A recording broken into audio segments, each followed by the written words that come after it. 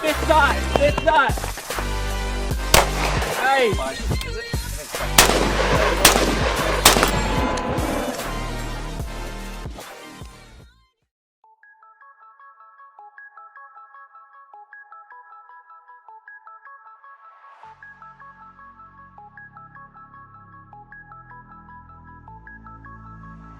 Late night, loud places. You wanna leave, but I don't know how to say this. I don't give a fuck about no others. I don't really give a fuck about you either. I don't. You say I'm not a winner. Got no friends till I'm buying more liquor. What's going on, everybody? I'm back once again. I know, I do this a lot, where I say I'm gonna make more videos, but I don't. Because, well, I'm lazy. But I have a lot of cool stuff to show you guys today. Today we're going over two of my two custom Glocks that I just recently put together. This one, at least, this one I have had for a little bit, except new slide. You guys have seen this gun in particular before, but I've recently done some new things to it. This gun's brand new to me. Well, actually, it's brand new in general. But we're gonna go over both of these guys. If you're familiar with the video I posted about my custom 19 before, I get all my slide work done by DarkSidePrecision, and the framework on this gun was done by him originally. The framework on this one is done by me, but the slide is from him as well. DarkSidePrecision, I will link him down in the description below, his Instagram and his website and his Facebook page and everything like that. If you guys want to get custom work done, he's based out of Los Angeles, and he's one of the best people to go through if you want this kind of work done. He has a few different models of slides. I have two. I've had actually all three of them now.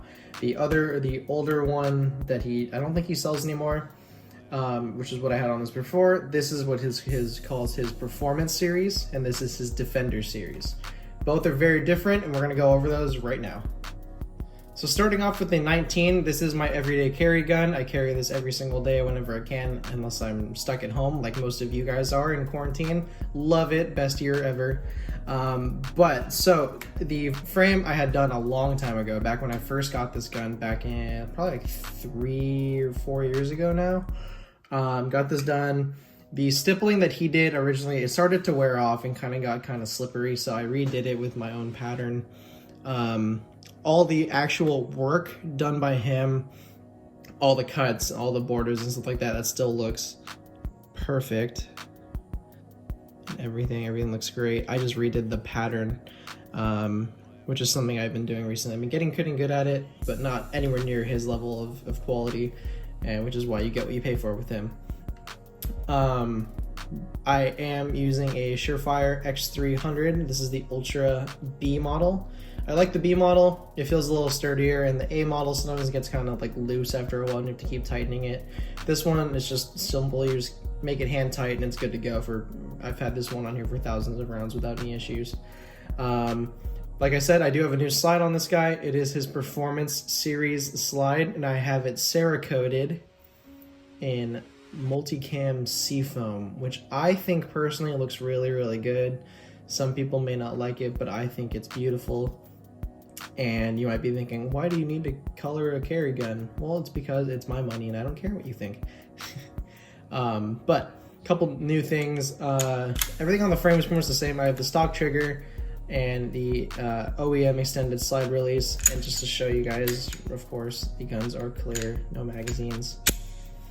I do have a HoloSun 407C on top. I was going to do an RMR, but I heard a lot of good things about the HoloSun. I really wanted to try it out, especially for the price. It's basically half the price of an RMR. So far with the maybe like 500 rounds that I put through it with the red dot on top, it's been great. The dot looks nothing like that what you're seeing on camera. The glass is decently clear. It does have that little greenish tint, which I think is pretty normal for most red dot sights though. The dot's not nearly that big. These are a 2M08 dot, so they're decently small.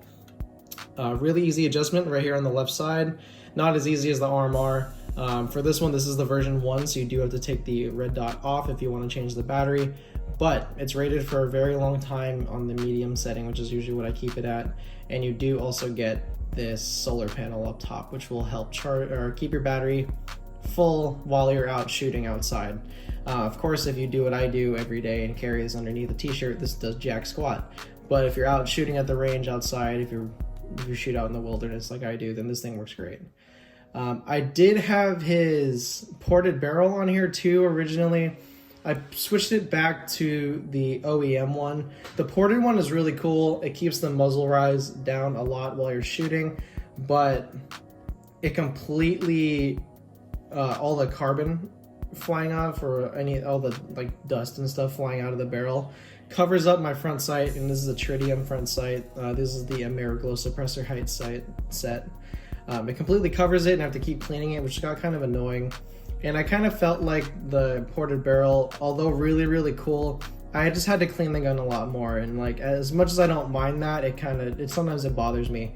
After a few hundred rounds, I'd have to clean it, or the slide would just feel kind of gritty and not great. But I shoot just fine with the stock barrel. I have no problems with the stock barrel. It just doesn't look as cool, you know? And that's 80% of owning guns, is making them look cool. But yeah, that's the only update I have on this guy. Everything else is still factory on this. Factory trigger, factory connector, factory recoil spring, all that stuff. I used to have an Apex trigger in here, but I switched it back because my county is a little iffy on triggers. They don't like say it bluntly, but I wanted to keep a stock trigger on my carry gun for legality reasons. I'm not a lawyer though. You know, it depends on where you live. Don't take what I have to say for anything. Moving on to my Glock 34 that I recently put together. This started its life as a 17. I bought it not too long ago because California sucks. I had a 17-day wait period because of how backed up DOJ is, which I think was ridiculous. But I finally got the gun, and I immediately sent my slide off to get switched out for this 34 length one, and also got a 34 length barrel. And just show you again, clear, no clipazine in the gun. All good to go. I kind of built this gun to be like a race gun. I started wanting to get into competition shooting, but I guess this could also be a duty gun if shit ever hits the fan. This would probably be the gun that I go for. Bigger grip, longer slide, so you have better sight radius, less recoil, easier to manage. Overall, really cool. His Defender series slides are fantastic. They are super grippy. They have knurling all over the top, even on the RMR plate, which is really, really cool. And I do have an RMR coming for this guy. I just haven't received it yet because Amazon is slow right now. Grippy up front, you got the side knurling on the sides and also knurling on the back. So no matter really where you grab this thing, you can really do any kind of manipulation that you need to. Of course, if you want to do your super operator press checks, which everyone hates on, but dude, they're free. Just do them. You never know. I do also have his suppressor height fiber optic sights. These things are awesome. It's blacked out and serrated on the rear, and I have a red fiber optic up front. He did also include a green one though, so I can switch this out for a green one if I want to, but I really dig in the red. Next up on this guy, I have a Cagworks slide release. The great thing about these guys is I have a lot of problems shooting my 19 sometimes because I like to grip the gun really high when I shoot. And normally that would cover the slide release, so I would lock back on, even with rounds still in the gun, or I wouldn't lock back at all when it was empty because I was holding it down on accident. The Cagworks slide release completely gets rid of that problem. I can grip almost as high as I want to, and the slide will still lock back, no problems. The framework on this guy was done by me, hence why the borders and edges don't look nearly as nice. But I did a single undercut down here, one accelerator cut right here, and a scallop on the magazine release, just so I can get a better purchase on it. This is an extended metal slide release or magazine release. I got it to kind of match the slide. They're close enough. No one will ever notice. It looks really cool. The OEM one's fine, but this one is extended, so it sticks out a little bit further, and it's metal, so I guess it won't wear down as fast if it ever does. But this is the pattern that I like to throw on my Glock, my guns. Super grippy. I think it looks nice. It's really aggressive, but I usually sand it down so it's not as stabby into your hands. The single undercut makes the biggest difference. The accelerator cut's nice to have right there. Underneath I have it's 100% a real Zev Pro Magwell. It's definitely not from an airsoft gun made by an airsoft company that has licensing for Zev stuff. No, this is 100% real because I like to spend money. It does the same thing. I took it off an airsoft gun, I'm not gonna lie to you. It's 1-to-1 scale. It really, it works fine. I'm not gonna pay 4 times the amount of money for the same thing. Do have an Apex trigger up here. This is the same Apex trigger I had in my 19. It actually feels a lot better in this gun than it did in that gun. It has a nice wall right here. You can definitely find it every single time. There's a little bit of creep and then break. Nice and short reset.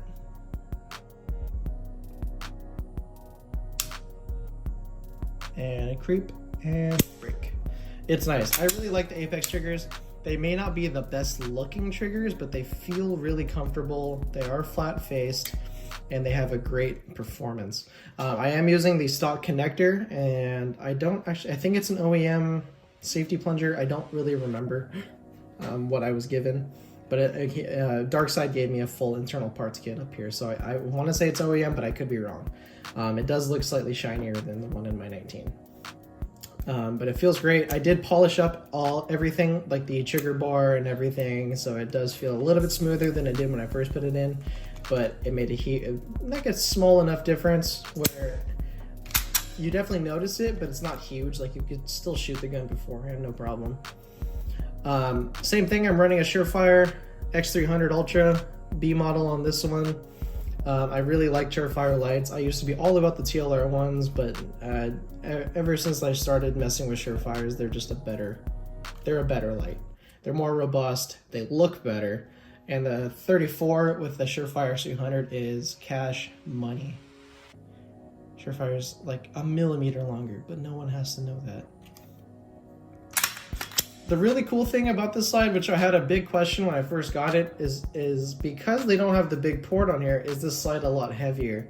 On a normal 34, you'll notice that they have a giant port on the top to save weight, but if you take this one apart, there's a huge chunk of metal taken out from right here. I could be completely wrong. This could be how they are on a normal 34 slide too. I don't know, I've never owned a 34. This started as a 17. But this looks like weight savings to me, and I think it does the job. You also get all the weight savings from the little bit of material taken off the sides right here and on the bottom here, which actually are probably on the normal 34 slide too, because that's how you would get the front sight in. But I haven't been able to shoot with this slide yet, but I really doubt I'll be running into any problems. And well, when I get the RMR on there, I'm sure it'll be fine too, because it's a Glock, you know, whatever. Other than that though, all the internals on this are stock. I'm running the stock recoil spring, stock connector, stock 34 OEM barrel. If you shoot good with the OEM barrels, it's better to invest your money in ammo. You don't need an aftermarket barrel unless you want one that has threads. Overall, I really love this gun. It's kind of my new favorite right now. The Cagworks slide release does take a little bit of muscle memory, because I'm used to hitting a little bit lower, so you have to go up about like half an inch, which so far isn't a big deal. It'll just take it. It's a bit of a learning curve, for me at least. I could just be bad at shooting, which is probably the truth. That's gonna do it on my 2 custom Glocks. If you guys have any questions, leave them down in the comments section below. Be sure to leave a like or a dislike. I don't care. You do you, friend. But I'm gonna leave all of DarkSidePrecision's info down in the description below. Be sure to get your Glock work done through him. He is the best.